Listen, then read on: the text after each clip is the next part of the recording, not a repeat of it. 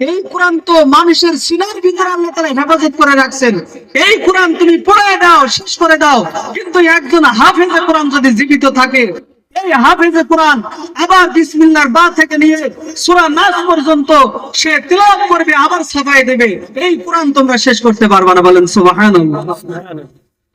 এই জন্য এই কোরআনের প্রতিষ্ঠানের সাথে আমরা যদি লেগে থাকতে পারি, আজকে যারা কোরআন ধরবে বড়ই খুশনসিব ওই সকল ছাত্রদের, ওই সকল ছাত্র, ওই সকল ছেলে মেয়ের বাবাদের, যে যারা কোরআনের ছাত্রের মা হতে পেরেছে, বাবা হতে পেরেছে।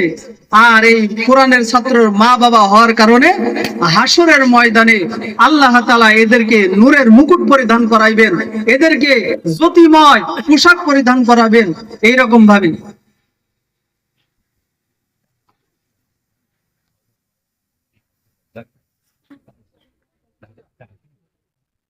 জীবনে আসছে।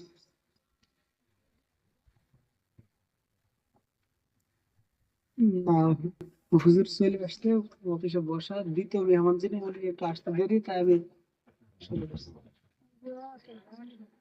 তো এইরকম ভাবে আমাদের কোরআনী প্রতিষ্ঠান, এর সাথে যদি আমরা লেগে থাকতে পারি, আমরা নিজে এরকম ভাবে আলেম হতে পারিনি, কোরআন নিজে পড়তে পারিনি, কিন্তু আমরা যদি এরকম কোরআনী প্রতিষ্ঠানের সাথে সম্পর্ক রাখতে পারি, তবে আমাদের ভাগ্য খুলে যাবে।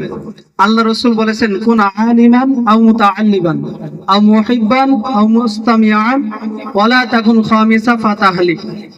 আল্লাহ রাসূল বলেন, তোমার যদি ভাগ্য ভালো হয়ে থাকে তাহলে নিজে আলেম হয়ে যাও, আর না হয় আলেমকে মহব্বত করো, আর না হয় আলেমকে সহযোগিতা করো। পঞ্চম নাম্বার ব্যক্তি হয়েও না, তাহলে ধ্বংস হয়ে যাবে। এই জন্য আল্লাহ তাআলার অশেষ মেহেরবানি যে আমরা এরকম ভাবে কোরআনের প্রতিষ্ঠা